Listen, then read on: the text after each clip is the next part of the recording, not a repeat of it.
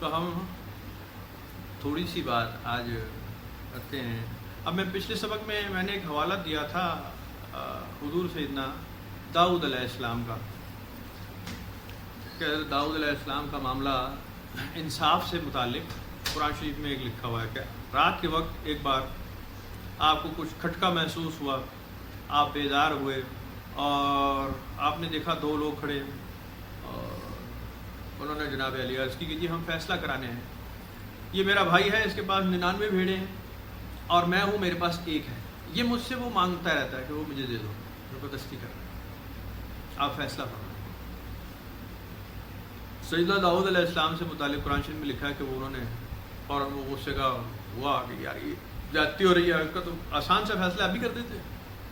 آپ جب فیصلہ کرنے لگے تو آپ چونکہ فہیم تھے، فصیح و بلیغ تھے، مامور من اللہ تھے، آپ نے سوچ لیا یہ بات کہ یہ امتحان ہے، یہ فرشتے ہیں امتحان لینے ہیں، تو آپ نے فوراً اللہ کے حضور توبہ کی کہ میں جلد بازی کرنے لگا تھا، توبہ فرمایا قرآن شریف میں. تو اس میں سبق بندہ خدا کے لیے بس اتنا ہی ہے کہ انسان کو صاحب اختیار، صاحب فیصلہ، صاحب علم و فہم، اس کو بھی جلد بازی نہیں کرنی فیصلہ کرنے. میرے جیسا تو آدمی جس کو علم و فہم ہی نہیں ہے وہ تو فیصلے کا سوچ نہیں سکتا، تو کبھی سوچے بھی نہ، مت فیصلے کرے کسی کے بھی چھوٹے یا بڑے قدر. تو ہمارے ایک وہ عزیز ہیں، انہوں نے اس سے کچھ ریلیٹ کیا کہ جی شاید یہ معاملہ اسی سے ریلیٹڈ ہے کہ حضرت داؤد علیہ السلام نے جہاں کوئی شادی کی خواہش کی اور کوئی خاتون تھی جو پہلے سے کسی کی بیگم تھی، تو میں یہ عرض کر دوں کہ وہ معاملہ قرآن شریف میں ہرگز نہیں ہے. میں نے آپ کو سنائی ہوئی ہے وہ ساری بات حضرت داؤد علیہ السلام کی کہ ان کے ایک مارکا چل رہا تھا، کہ جنگ چل رہی تھی، انہوں نے اپنی فوج بھیجی ہوئی تھی، اور یہ بائبل میں ہے سارا، بائبل میں یعنی اولڈ ٹیسٹیمنٹ میں، کہ اس میں داؤد علیہ السلام نے اپنی چھت پر چکر لگایا، جب دیکھا تو وہ نزدیک کچھ مکانہ میں نیچے انہیں خاتون غسل کرتی نظر آئی. دیکھا اور ہرکاروں کو بھیجا کہ جی فلاں خاتون کو لے آؤ، آج ہمارے حرم خاص میں وہ رہے گی. تو خاتونوں نے کہا کہ نہیں بادشاہ ہیں، اب وقت کے انکار کیسے کریں، لیکن وہ تو کسی کی بیوی ہے. وہ انہوں نے فرما دیا کہ جی آپ کے جو ایک جنگجو ہے سپاہی، اس کی بیوی ہے. سیدنا داؤد علیہ السلام نے کہا کہ اس کو پیش کیا جائے. تیار کروایا داؤد علیہ السلام نے، وہ ہرکارے بھیجے، وہاں پہ دروازہ بجا، اس خاتون کی ساس باہر نکلی اور ہرکارے دیکھ کر ہی سارا معاملہ سمجھ گئی کہ یہ اصل بات کیا ہے. وہی ہوا، کہا کہ جی آپ کی بہو کو بادشاہ وقت نے سیدنا داؤد علیہ السلام نے بلایا، پیش ہو گئی. وہاں پہ جناب رات گزر گئی ان کی. اب ان کو یہ اندازہ ہو گیا کہ بھائی یہ جو معاملہ ہوا ہے اس سے تو حمل ٹھہر گیا ہوگا اور یہ تو بات کھل جائے گی. داؤد علیہ السلام نے مذکورہ سپاہی کو بلوایا، لشکر سے پیغام بھیجا کہ جی اس کو بھیج دو واپس. جب بھیجا وہ آ گئے داؤد علیہ السلام کے پاس، پیش ہوئے. داؤد علیہ السلام نے کہا ہم تم سے بہت خوش ہیں، ہم نے بڑے تمہاری دلیری کے واقعات سنے، تو ہم تمہیں 2 دن چھٹی دے رہے، ریلیکس کرو تو انعام بھی دیں گے. یہ خوش ہوئے. مذکور صاحب اپنا جو سپاہی صاحب تھے گھر جانے لگے. بیچ میں کچھ ان کو بات بتا دی گئی کہ جناب رات یہ معاملہ ہوا ہے تو میں اسی لیے بلایا گیا ہے کہ تم اپنے گھر چلے جاؤ، اور یہ عیب جو ہے وہ جو حمل کا سلسلہ ہے، بال بچہ، وہ تمہارے اوپر منسوب ہو جائے کہ جی یہ رات کو اپنے یہی خود گھر ٹھہرے تھے. داؤد علیہ السلام پہ بات نہ آئے. میں نے کہا جی اب کیا کروں؟ میں نے کہا گلی کے چوک میں ہی رہو، آج گھر جانا ہی نہیں، سارے تمہیں دیکھ لیں گھر گیا ہی نہیں. وہ مذکور بھائی جو تھا اس نے وہیں پہ ڈیرا ڈال دیا، گلی کے چوک میں بیٹھ گیا کہ جی میں رات یہاں رہوں گا.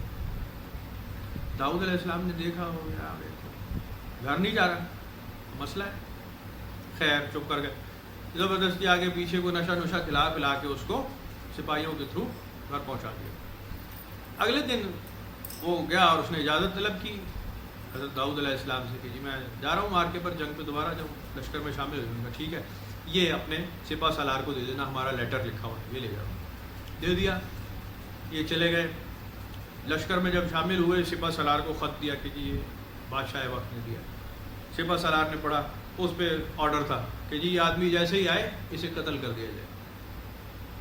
سپہ سالار نے پڑھا، گردن اڑا کے فارغ کی، بادشاہ کا حکم تھا۔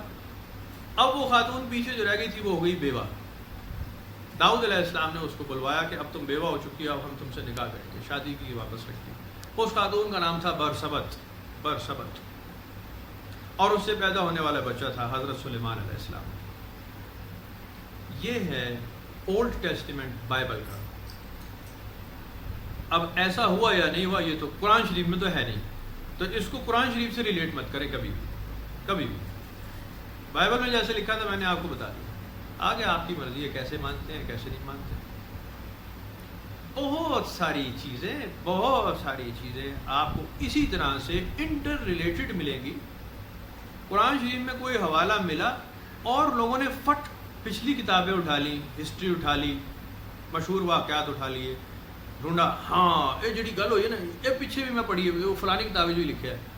اب وہ قصص الانبیاء اٹھا لیں گے، وہ بہشتی زیور اٹھا لیں گے، وہ فلانا اٹھا لیں گے، وہ منہاج القرآن اٹھا لیں گے، یوں کر لیں گے۔ منہاج القرآن میں ویسے ہی منہ سے نکل گیا، منہاج القرآن تو بھائی وہ اسرار صاحب کی کتاب ہے تو بہت اعلیٰ ہے، وہ اس طرح کے ٹلے نہیں مارتے تھے۔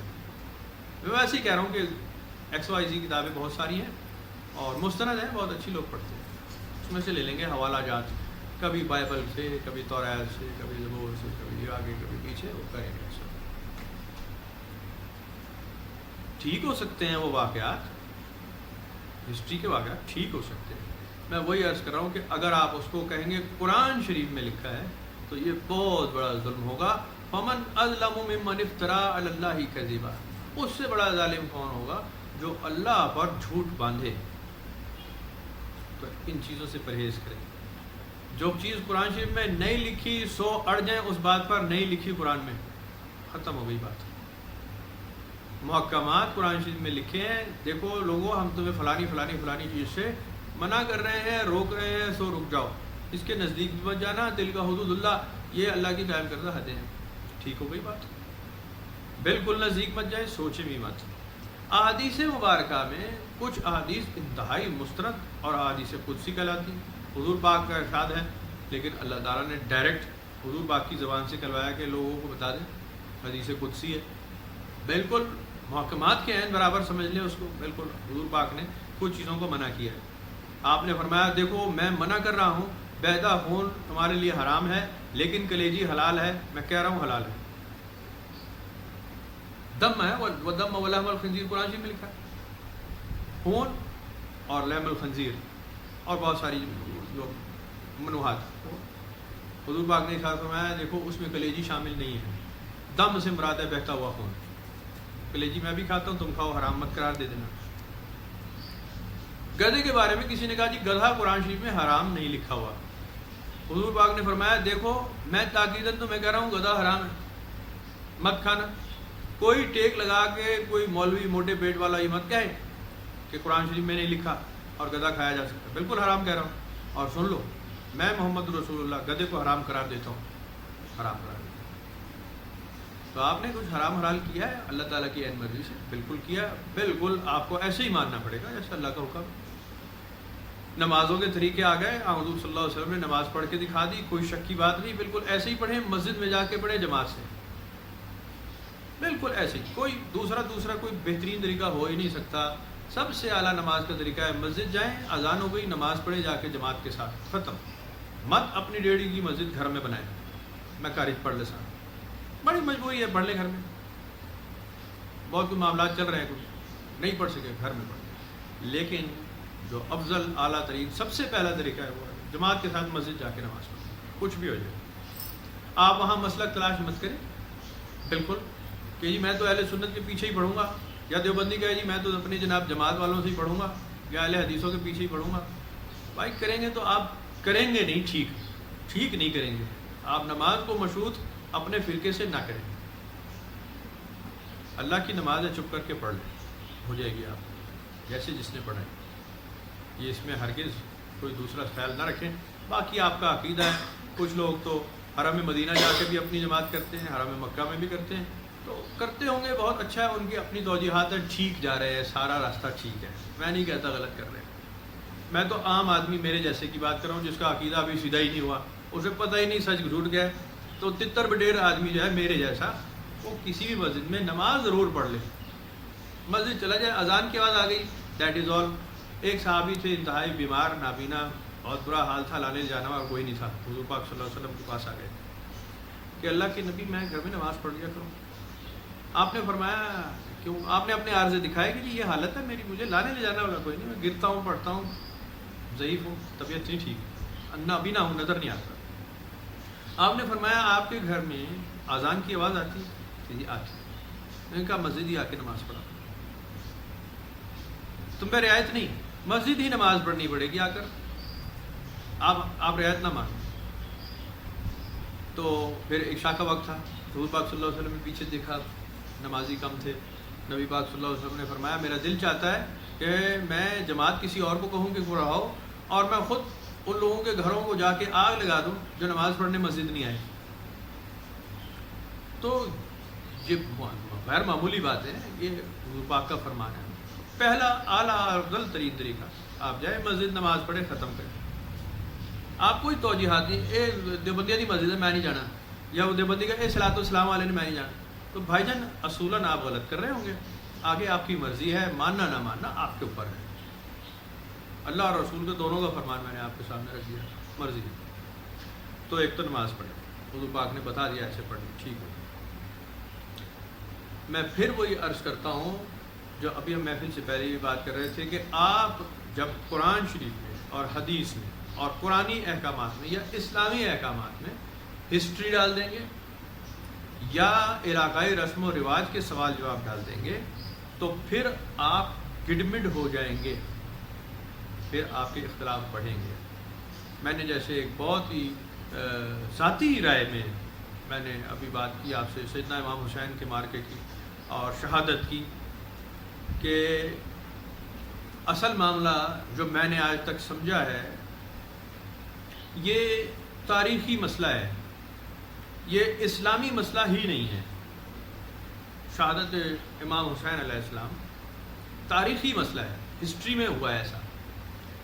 اس کو آپ اسلامی جنگ یا اسلامی واقعہ نہ بنائیں تو بہتر رہے گا, آپ آسان رہیں گے, آپ کو بات زیادہ سمجھ آئے گی.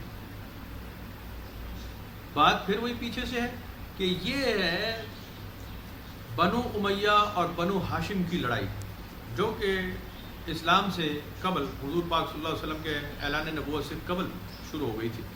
بنو امیہ اور بنو ہاشم کی. حضور سیدنا علی کرم اللہ وجہہ ظاہر ہے بنو ہاشم کے ہیں, حضور صلی اللہ علیہ وسلم والے وہی نسب ہے. حضرت عمر فاروق کا نسب بھی بنو ہاشم سے ملتا ہے, حضرت ابو بکر صدیق کا نسب بھی بنو ہاشم سے ملتا ہے. سیدہ عائشہ صدیقہ بھی ظاہر ہے بنو ہاشم سے.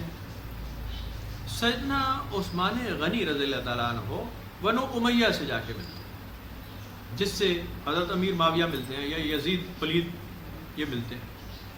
پیدا ہو گئے ان نسلوں میں, سارے ہو گئے. اب بنو امیہ میں کوئی چھوٹا قبیلہ تو نہیں تھا, برابر کے تھے.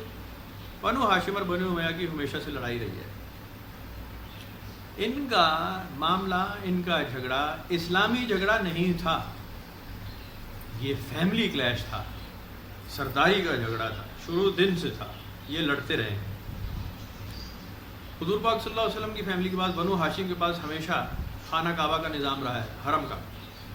حضرت عبد المطلب, حضرت ابو طالب, حضور پاک صلی اللہ علیہ وسلم, حضرت علی, حضرت عبداللہ,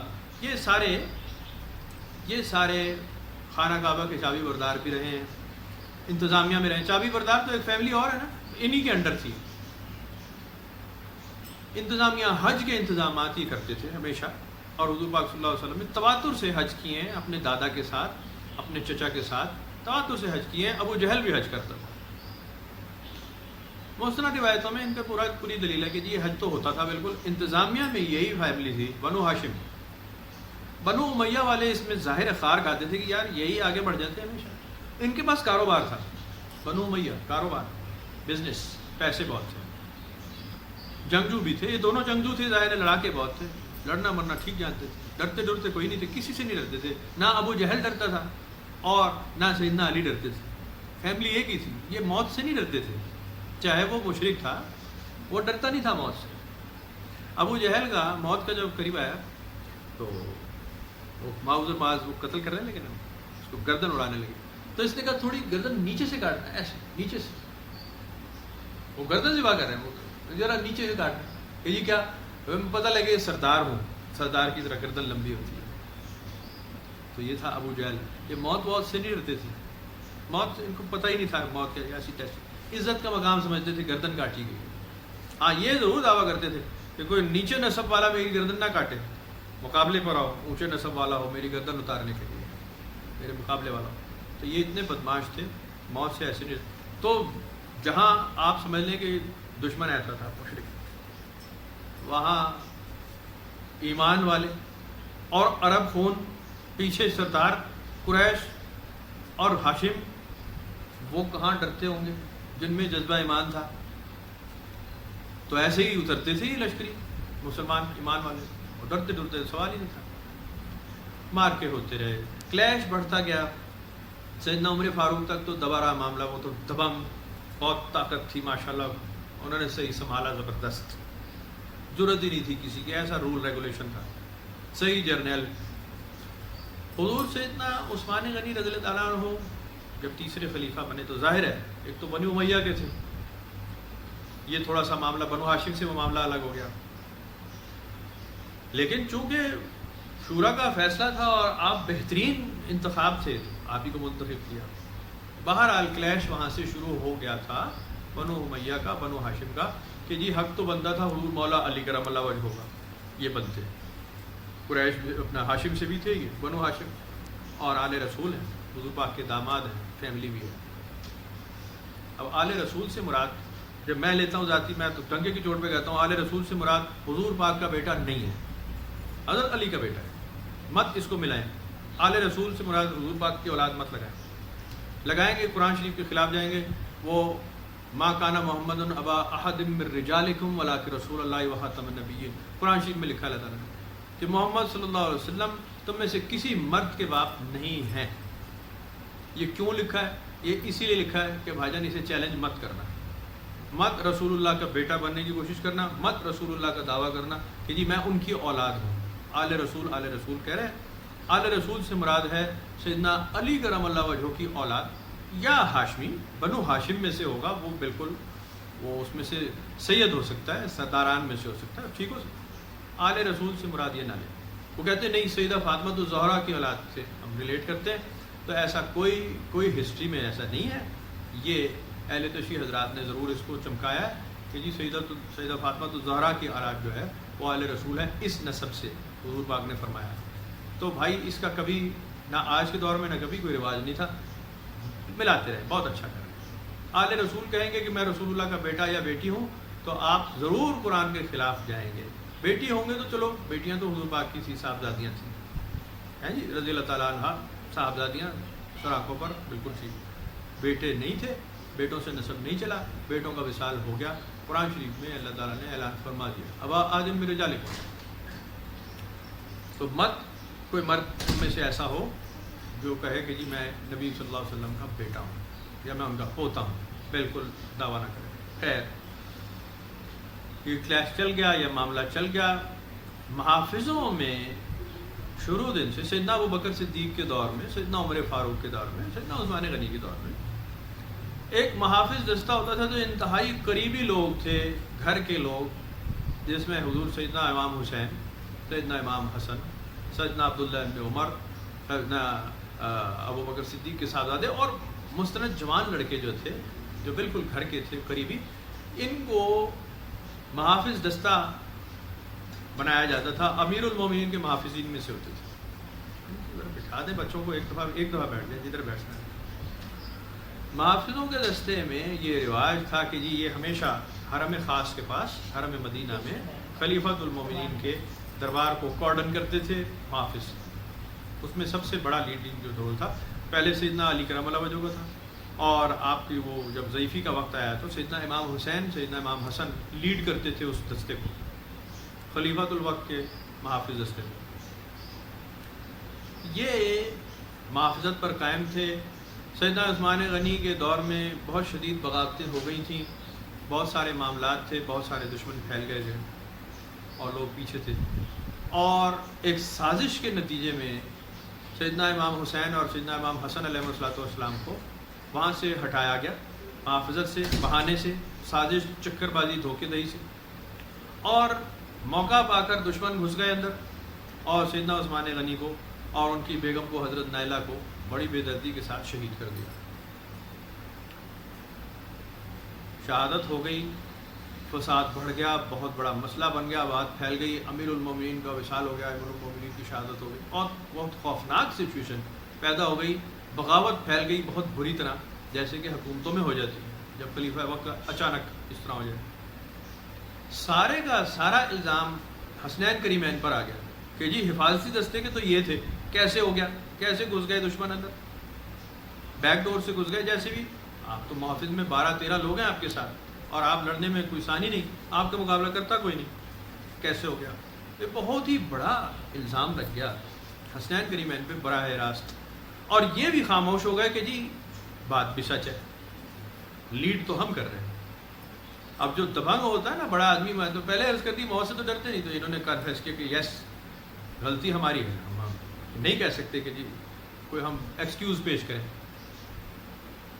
یہ گرفتار ہو گئے اور حضور سیدنا علی کرم اللہ وجہ کے پیچھے پیسے پڑے ہوئے تھے۔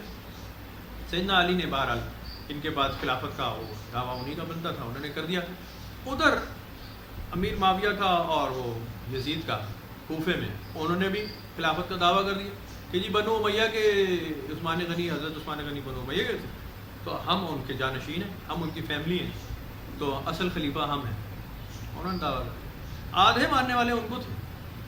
کوفہ میں چونکہ لشکر تھا زیادہ، فوجی طاقت کے تھے وہ، کیونکہ مار کے وہاں ہو رہے تھے، مدینہ شریف میں تو مار کے نہیں ہو رہے تھے، جنگیں تو فوجیں تو ادھر گئی ہوئی تھیں، مار کے کر رہے تھے، جنگیں لڑ رہے تھے۔ جنگ قادسیہ کے بعد بہت بڑی اسٹیٹ بن گئی تھی ادھر،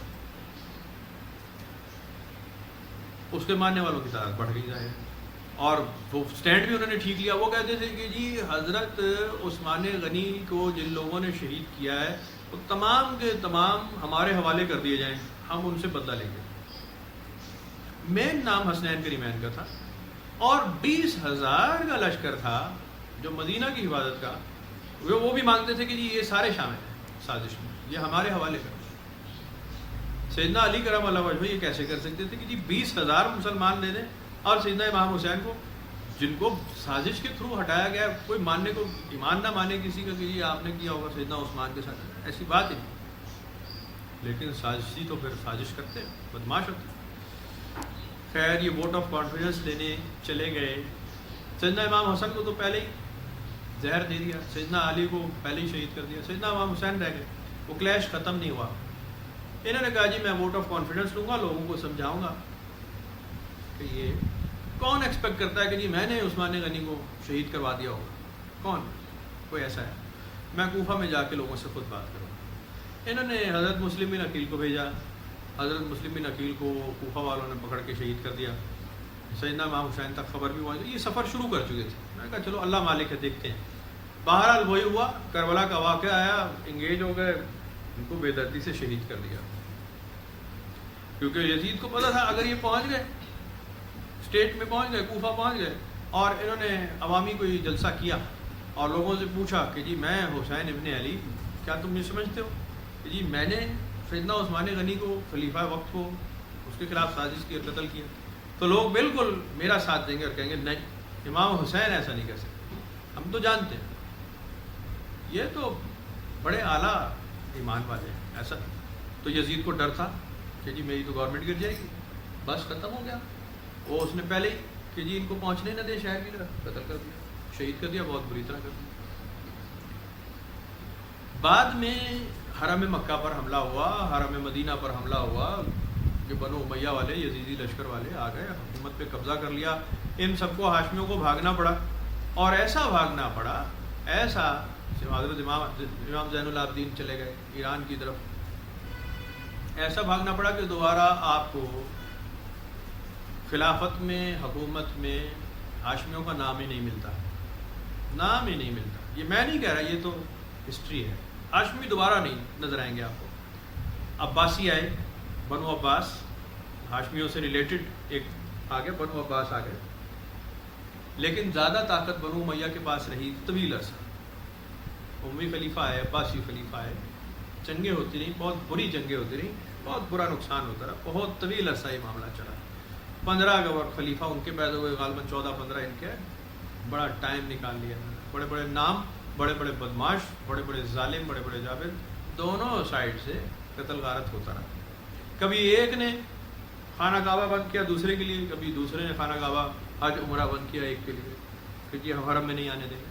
جس کا زور تھا اس نے زور چلایا اور اس نے جناب فیصلے کیا.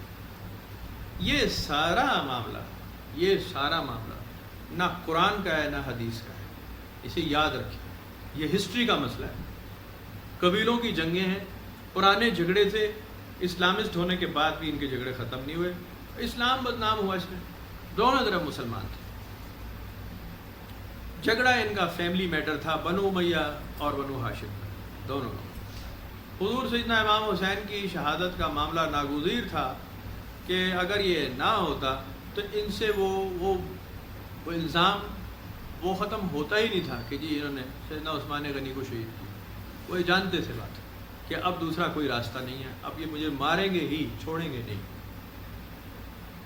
کیونکہ یزید کے حامیوں کی تعداد بہت زیادہ تھی, لوگ یہی کہتے تھے کہ جی یہی ہوا. اس لیے کہ لشکری وہاں تھے. سیدنا عمر فاروق کے دور میں لشکری جو تھے وہ زیادہ تر کوفہ کی طرف اس کی اسٹیٹ بنائی تھی. یہ فوجی چھاونی سمجھ لیں آپ بڑی. تو یہ کیونکہ روم کو انگیج کرتے تھے, وہاں سے عراق کو انگیج کرتے تھے, وہاں سے شام کو انگیج کرتے تھے, بہت سارے محاذ تھے, بدماشیاں چلاکیاں ہوتی رہتی تھیں. تو یہ لازمی یہاں بریگیڈ زیادہ ہوتے ہوں گے, فوجی طاقت زیادہ تھی. تو وہ جب ان کو پتہ چلا کہ جی خلیفۃ المومنین کو شہید کر دیا گیا ہے, سازش ہو گئی ہے, تو بڑے بڑے لوگ ہل گئے ہوں گے کہ جی یہ کیسے ہو گیا. حفاظتی دستہ کون تھا, حفاظت نہیں کی, روکا نہیں. وہاں کیا تھا, پہلا نام ہی حضرت امام حسین کا آتا تھا کہ جی یہی تھے, مین تو یہی ہوتی. تو وہ بڑی بدنامی باقاعدہ سازش کے تھرو مچائی گئی, بہت خوفناک سازش کی گئی جو کہ کامیاب ہو گئی. حضور سیدنا امام حسین کو شہید ہونا پڑا, شہید کیا گیا. بہت بے دردی ہوئی, بہت بدماشی ہوئی. تو میں یہ عرض اس لیے کر رہا ہوں کہ یہ ہسٹری کا معاملہ ہے, پیور ہسٹری ہے, نہ قرآن کی بات ہے نہ حدیث کی بات. تو حضور سیدنا امام حسین کا غم منایا جائے, بالکل ٹھیک ہے, بڑا افسوس کریں. لیکن اگر آپ اہل تشیع نہیں ہیں تو اہل تشیع پروجیکٹ مت کریں خود کو. ہرگز آپ کالے کپڑے پہن کر مت باہر میں نکل آیا کریں کڑے ڈال کر کہ آپ کو لوگ شاجی شاجی کہیں. یہ عارضہ ہے اور آپ وہ نہیں ہیں جو آپ بننا چاہتے ہیں. جو شاجی ہیں انہیں شاجی بنے رہنے دیں, وہ ٹھیک کریں. وہ اپنا جلوس نکالیں, وہ شبیلے لگائیں, وہ ماتم کریں, وہ جیسے بھی کریں, شام غریبہ کریں, یوم شب عاشور کریں, جو بھی کریں, وہ انہیں کرنے دیں. وہ ان کا مسئلہ ہے, وہ ان کا عقیدہ ہے. لیکن آپ اس میں شامل ہونے کی کوشش مت کریں, آپ کا طریقہ نہیں ہے. اگر آپ سنی ایسا نہیں کرتے, اہل تشیع ایسا ہی کرتے ہیں, وہ ٹھیک کرتے ہیں اپنے حساب سے, ان کا نظام ٹھیک کر لیں. بالکل اپنا حساب وہ دے دیں گے, قیامت کے دن اپنا حساب دے دیں گے, ہم اپنا حساب دے دیں گے. آپ ان کی ضد مت بنائے, جیسے میں ابھی مولانا صاحب کی کہہ رہا ہوں, تو کہہ رہے ہیں او جی محرم میں شادیاں کیا کرو اور یوں کرو اور وہ بدعت. آپ کیوں ایسی بات کر رہے ہیں کہ جو ایک پورے گروپ کو ڈسٹرب کرے گی؟ کیوں کرنا چاہتے ہیں بھائی؟ آپ اس وقت کریں گے, مت کریں, مت ضد مچائیں, مت بدماشی پھیلائیں کہ جی انا نحن مصلحون, ہم تو اصلاح کا کام کریں. آپ مصلحین نہیں ہیں. قرآن شریف نے کہا ہے کہ تم فتنہ فساد کر رہے ہو, اور الفتنہ تو اشد من القتل, یہ قتل سے بھی بڑھ کر ہے. مت فتنہ پھیلائیں. اور جبکہ یہ قرآنی مسئلہ ہی نہیں ہے, یہ اسلام کا مسئلہ ہی نہیں ہے. اس سے اسلام کی تعلیمات کا تو کوئی لینا دینا نہیں ہے نا. اسلام کی تعلیمات تو ہے, توحید ہے, نماز ہے, روزہ ہے, زکوٰۃ ہے, حج ہے, تو وہ کوئی بات. اخلاق حسنہ ہے, مکارم اخلاق ہیں, گڈ ڈیڈز ہیں, انفاق فی سبیل اللہ ہے, آپ وہ کریں. آپ بدکاری مت کریں, آپ شراب مت پئیں, آپ حرام مت کھائیں, آپ سور کا گوشت نہیں کھا سکتے, شراب نہیں پی سکتے, جوا نہیں کھیل سکتے, سود نہیں لے سکتے.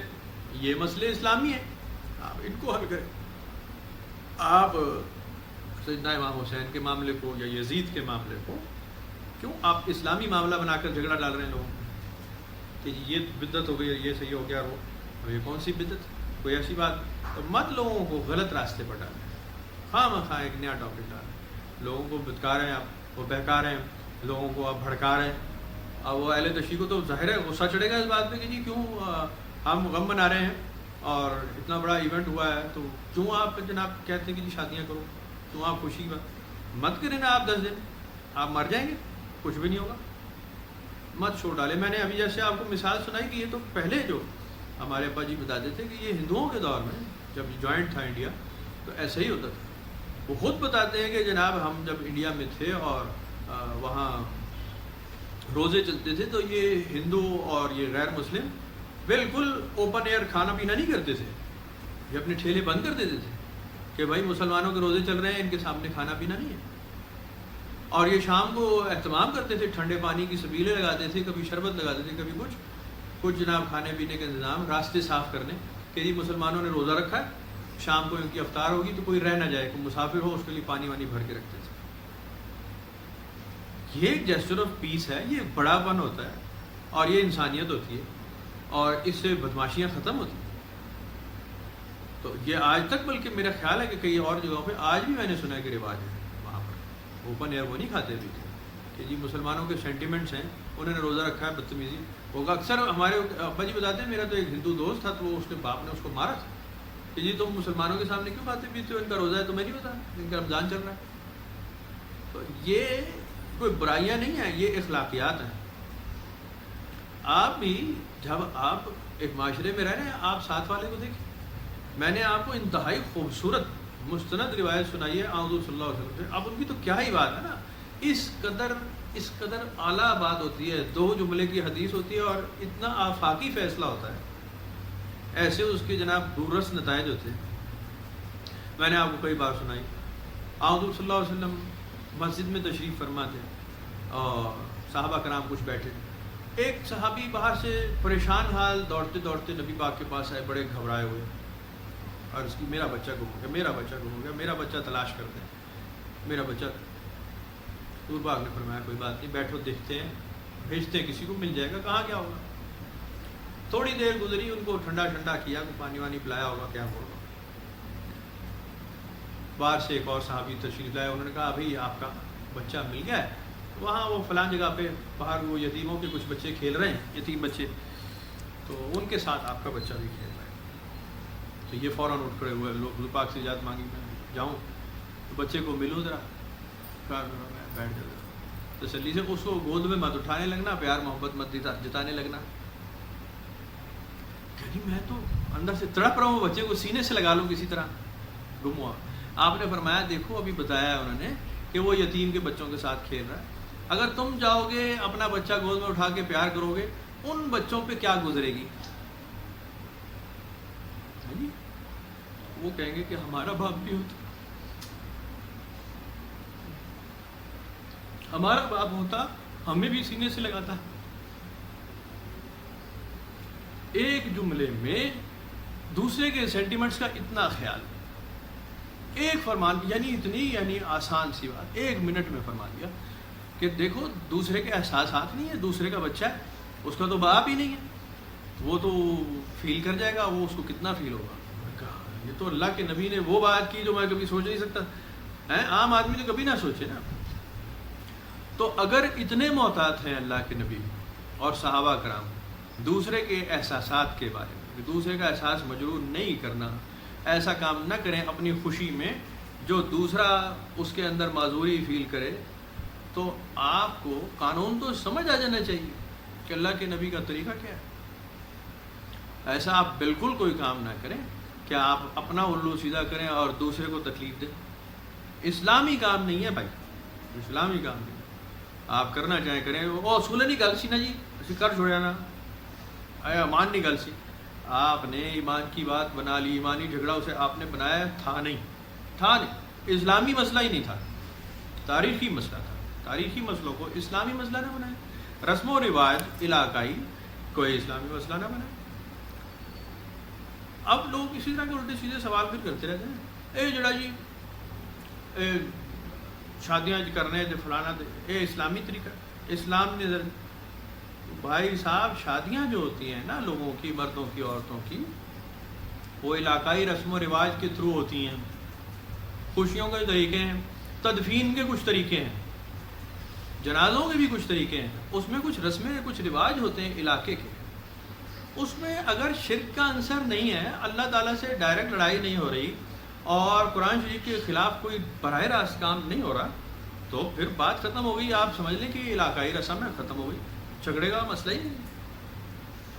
کچھ علاقوں میں لوگ جاتے ہیں ایسے ہی اور جناب علی اپنے رسم و رواج ادا کر لیتے ہیں، باہر سے آنے والے کو عجیب لگیں گے کہ جی یہ ان کے علاقے میں ہوتا ہے. تو آپ کچھ نہیں، اب آپ یہاں سے چلے جائیں اور ناردرن ایریاز میں آپ کیلاش کو دیکھیں گے یا آپ ہنزا ویلی چلے جائیں گے تو آپ کو وہاں عجیب و غریب رسم و رواج نظر آئیں گے کچھ چیزیں. تو آپ وہاں کھڑے ہو کے دیکھیں گے تو وہ جو پڑھے لکھے لوگ ہیں وہ ان کی ویڈیوز بنا رہے ہوتے ہیں، تصویریں لیتے ہیں، وہ ان کے نوٹس لکھتے ہیں کہ جی اس علاقے کے لوگ ان کی رسمیں ایسے ہیں، یہ ایسے کھاتے ہیں، ایسے پیتے ہیں، کھانے سے پہلے یہ کرتے ہیں، ایسے ناشتے گاتے ہیں، ایسا لباس پہنتے ہیں. آپ کا چھب، آپ کی ڈھب، آپ کا لباس علاقائی نوعیت کا ہوتا ہے. ٹھنڈے علاقے کا آدمی گرم کپڑے پہنتا ہے، گرم کھانے کھاتا ہے. اب ہم یہاں سے جاتے ہیں نا، ہم ڈسٹرب لوگ ہیں، پتہ نہیں ہمیں، ناردرن علاقے میں جاتے ہیں، اوپر ہنزا چلے گئے، سکردو چلے گئے، گلگت چلے گئے، یہ وہ ناران کاغان کالام ادھر چلے گئے.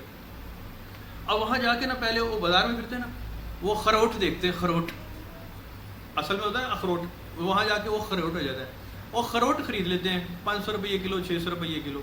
اب وہ خروٹ کھانا شروع کر دیتے ہیں وہاں، اس لیے کہ وہ کہتے ہیں کہ یہاں خروٹ مل گئی.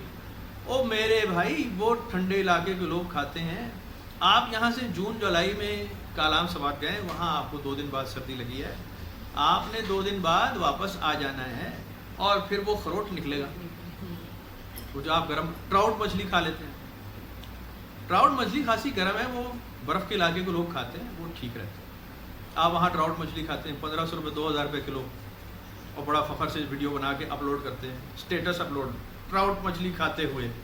وہ ٹراؤٹ مچھلی یہاں آ کے جو نکلتی ہے نا پنڈی اسلام آباد میں یا لاہور کراچی میں، وہ بھائی کو پتہ لگ جاتا ہے کہ ابھی ٹراؤٹ کھا گیا یار، یہ غلط ہو گیا بھائی.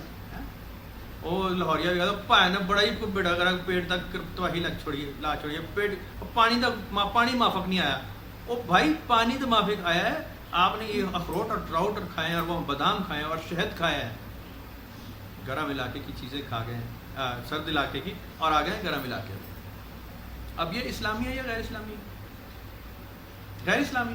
اسلامی قرآن شریف اس بارے کی کہتا ہے، سوال یہ کر دو بھائی یہ اسلامی مسئلہ نہیں تھا، آپ کا عقل کا مسئلہ تھا. آپ علاقے میں جا رہے ہیں، ان کی رسم میں گھس نہ جائیں، یا آپ گھسیں نا، سیر کر کے نکل آتے، پرہیز کرتے. ابھی میں سفر کر کے آیا نا، مجھے پتا تھا بھائی میں نے بس میں بیٹھنا ہے، ٹریول کرنا ہے، میں کم کھاؤں. اب وہاں بس سروس تو دے رہے تھے کہ جی یہ کھاؤ، کولڈ ڈرنک بھی دے رہے تھے. اب اگر میں اس کو زود ہضمی نہیں کر سکتا ہے جی، اور کھائے جا رہا ہوں، وہ کہہ رہے ہیں جی اور لاؤں، میں کہوں لے آؤ. کچھ لوگ کھا رہے تھے، اب کھا رہے تو ساتھ ہی وہ جلن پی ہونی، وہ کم خراب ہوئی گیا. وہ بھائی جان آپ نے دگنا کھا لیا ہے، سفر میں بس میں بیٹھے، آپ غلط کریں. علاقائی رسم و رواج کی بات کر رہا ہوں، یہ اس طرح نقصان دیتے ہیں. اس میں ظلم یہ ہے کہ آپ اس کو اسلامی رسم و رواج میں بھی ڈالتے گھسڑتے. سفر کے دوران چاول کھانا جائز ہے یا ناجائز ہے؟ سفر کے دوران مرغا کھانا حرام ہے یا حلال؟ اسلام اس بارے میں کیا کہتے ہیں؟ بھائی جان آپ کو عقل سلیم دی اللہ تعالیٰ نے، یہ آپ کو مذہبی مسئلہ اللہ تعالیٰ نے بنایا ہی نہیں ہے. قرآن شریف میں اس کا بڑا خوبصورت، بہت خوبصورت. دیکھو جب تم سفر پہ جاتے ہو، زیادہ راہ اپنے ساتھ لے لیا کرو. زیادہ راہ سفر کے استعمال ہونے والا سامان زیادہ راہ لے لیا کرو، لیکن بہترین زیادہ راہ تقویٰ ہے. اس سے خوبصورت کیا بتائے بتانے والا بادشاہ، اور کیا بتائے اس سے خوبصورت بات کیا ہو. دیکھو تم دوسرے علاقے میں جا رہے ہو، تقویٰ رکھنا اللہ پہ، دوسروں کے معاملے میں مت گھسنا. نئے نئے کام دیکھو گے علاقائی، وہاں مسئلے ہوں گے، تو اپنا زیادہ راہ لے جاؤ، استعمال کرو. بہترین زیادہ راہ جو لے جاؤ گے وہ تقویٰ ہوگا، متقی رہنا، دوسروں کے معاملات میں ٹانگ مت اڑانا. بڑھاؤ گے بیڑا گرک ہو جائے گا. ایسی تیسی بھی بندگان خدا ایسے ہی کرتے ہیں، وہ ایمان سے رہتے ہیں، وہ بالکل ٹھیک رہتے ہیں، ان کو کوئی ایشو نہیں. اب میں آفتہ پروین کی بات سناؤں. آفتہ پروین ایک بڑی خاتون ہے نا، سمجھدار ہے، پرانی وہ سیانوں میں بیٹھتی رہی ہے، تو وہ سیانی عورت ہے، سمجھدار بہت ہے، پڑھی لکھی بہت ہے. اب وہ انٹرویو ہو رہا تھا، انڈیا جاتی رہتی ہے آفتہ پروین، کمال عورت ہے. اب انڈیا میں جب وہ گئی واپس آئی نا، تو یہاں کسی نے ان کا غالباً توثیق حیدر تھا بیٹھا ہوا، وہ بھی اچھا آدمی، بہترین انسان آدمی، تو وہ انٹرویو لے رہا، تو اس نے کہا کہ جی آپ انڈیا جاتی ہیں تو وہاں وہ مندر کی گھنٹیاں سنتے ہوں گے آپ، تو وہاں اذان کی آواز تو کم آتی ہے، مندر کی گھنٹیاں جگہ جگہ، تو آپ کو عجیب نہیں لگتا؟ میں نے کہا سائیں مجھے کیوں عجیب لگے گا، وہ تو ان کا رواج ہے نا، وہ تو میرے اللہ سائیں کی عبادت اسی طرح کرتے ہیں نا، انہوں نے کہا وہ تو بتوں کی عبادت کرتے ہیں، میں نے کہا وہ تو آپ کو لگتا ہے نا، عبادت تو اللہ کی ہوگی نا، اللہ کے علاوہ ہے کوئی نہیں، عبادت کس کی کرے وہ چاہتے ہوئے عبادت نہیں کر سکتا، اللہ تو ایک ہے، اللہ 2 3 4 5 10 20 50 ہوتے تو 50 کی عبادت ہو سکتی تھی، جب ہے ہی ایک، تمہارا اول آخر عقیدہ ہی ہے ایک اللہ ہے، اس کے علاوہ عبادت ہوگی کیسے؟ جس طرح گھماؤ گے پھراؤ گے، جیسے جس نام سے پکارو گے، جتنے خوبصورت نام ہیں اللہ کے ہیں، اللہ کے ہیں، قرآن شریف میں لکھا ہے کہ جتنے خوبصورت نام ہیں وَلِلَّهِ الْأَسْمَاءُ الْحُسْنَى، اللہ کے لیے ہے تمام خوبصورت نام، ہر مذہب والا، ہر علاقے والا، ہر زبان والا، جو اس کی لینگویج کا سب سے خوبصورت لفظ ہوتا ہے نا، سب سے خوبصورت، وہ اپنے معبود کے لیے رکھتا ہے، سب سے خوبصورت جو لگتا ہے اس کو، اس کی زبان کا سب سے خوبصورت لفظ، قرآن شریف میں اللہ تعالیٰ نے ایسے لکھا کہ میرے لیے ہی ہیں سارے خوبصورت نام، فَادْعُوهُ بِهَا، اب پکارو مجھے جیسے پکارو، جیسے پکارنا چاہو، تو اپنے اپنے عقیدے ہیں، لیکن اگر آپ سیٹل ڈاؤن ہو جائیں گے اور آپ اللہ کی کتاب پڑھ رہے ہیں، قاری ہیں اس کے، تو آپ کو یہ باتیں آسانی سے سمجھ آ جائیں گی، شرح صدر ہو جائے گا، کلیش نہیں آئے گا، آپ پھر حضور پاک کی طرح یہ کہہ سکتے ہیں، نبی پاک صلی اللہ علیہ وسلم کی طرح، جو قرآن شریف میں اللہ تعالیٰ نے کہا اے نبی صلی اللہ علیہ وسلم لوگوں کو بتا دیں، ان یہودیوں کو، ان عیسائیوں کو، یہودی آپ کے پاس آئے، سورہ مائدہ بتا رہا ہوں، سورہ مائدہ پڑھ لیں آپ، یہ یہودی تمہارے پاس آئے تو آپ انہیں فرما دیں کہ جاؤ اپنی توریت اٹھاؤ، اسے پڑھو، اس پہ عمل کرو، عیسائی آئیں ان کو کہو اٹھاؤ اپنی کتاب، اسے پڑھو، اس کے مطابق عمل کرو، ان کا فیصلہ کرنا ہو، ان کی توریت، ان کی انجیل کے مطابق ان کا فیصلہ کر دیا کریں، مانے یا نہ مانے، آپ کے جو لوگ ہیں آپ کی سائڈ کے، ان کا فیصلہ ایسے کریں جیسے ہم نے آپ کو کتاب دی ہے، جو اس کتاب سے آپ ان کا فیصلہ کریں۔ اب ہمارا تو مولوی پریشان ہو جائے گا کہ نہیں جی یہودیاں نو تبلیغ کرنی چاہیے، نہیں تو انہیں دی گردن مار چھوڑو، عیسائیاں نو تے ہندوؤں نو تے کافراں، اللہ کے نبی خود فرما رہے ہیں، اللہ تعالیٰ خود فرما رہا ہے کہ بھائی جان ان کو ان کی کتاب دے دیں ان کے ہاتھ میں، پڑھو، اس پہ عمل کرو، کہاں جائے گا وہ کہاں جائے گا؟ توریت پہ عمل کرے گا کہاں جائے گا؟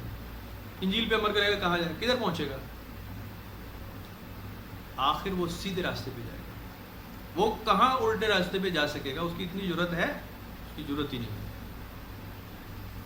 قرآن شریف پڑھنے والا تب ہی سیدھے راستے پر ہے نا جب قرآن شریف پڑھے گا، یا قرآن شریف پڑھے بغیر سیدھے راستے پر ہوگا؟ ہو سکتا ہے یہ؟ نہیں ہو سکتا۔ موچی جوتا گانٹھنے کے بجائے لوہے کے بدھان کو اٹھا لے اور دھاڑ دھاڑ لوہے کے برتن بنانا شروع کر دے، لوہے کے اوزار، وہ بنا لے گا؟ وہ نہیں بنا سکتا۔ لوہار جو ہے یا سونار جو ہے وہ اپنے سونے کی ہتھوڑی، سونے پہ کام کرنے والے پلاس اوزار لے کر لوہار کی دکان میں گھس جائے اور وہاں کہے جی میں لوہے کے برتن بناؤں گا اپنے سونار کی ٹک ٹک ٹک ٹک چھوٹی چھوٹی ہتھوڑی سے، کیا بگاڑ لے گا بھائی؟ تو کیا بگاڑ لے گا؟ تیری ہتھوڑی میں کیا اثر ہے جو لوہے کو ڈھال دے؟ نہیں ہو سکتا۔ یہ مسئلہ اس لیے ہوا ہے کہ آپ اپنے مرتبے کو چھوڑ کر، اپنے اصل کو مقام کو چھوڑ کر دوسرے کے مرتبے مقام میں گھس رہے ہیں، دوسرے کے کام میں رزلٹ نہیں آئے گا، آپ پھر خائف ہو جائیں گے، خائف ہو جائیں گے، لوہے تک کام ہی کتا جا کام ہے، یہ کرنا ہی نہیں چاہیے۔ وہ کام میں فرق نہیں تھا، وہ آپ کی مہارت میں فرق تھا، آپ کی مہارت کسی اور تھی، آپ وہاں چلے جاتے، سیٹل ڈاؤن ہو جاتے، کوئی مسئلہ نہیں۔ میں اس کی آسان وضاحت کرتا ہوں، مسلمان ہے، 5 وقت کا نمازی ہے یا نہیں ہے، چلو جیسے بھی ہے، اس کا ایک عقیدہ ہے، مسلم گھر میں پیدا ہوا، وہ کہاں اسلام کو چھوڑے گا؟ وہ کیسے چھوڑ دے گا؟ وہ چھوڑ سکتا ہے؟ کبھی بھی نہیں چھوڑے گا، وہ مرتے دم تک نہیں چھوڑے گا، آپ اس کی گردن کاٹ دیں نہیں چھوڑے گا۔ یہی اس کا ایمان ہے۔ وہ ایسے تھوڑی ہوگا کہ جناب کو کہے کفر پہ آ جا نہیں تو تب چپل مارتا ہوں تمہیں اٹھا کر، نہیں ہو سکتا۔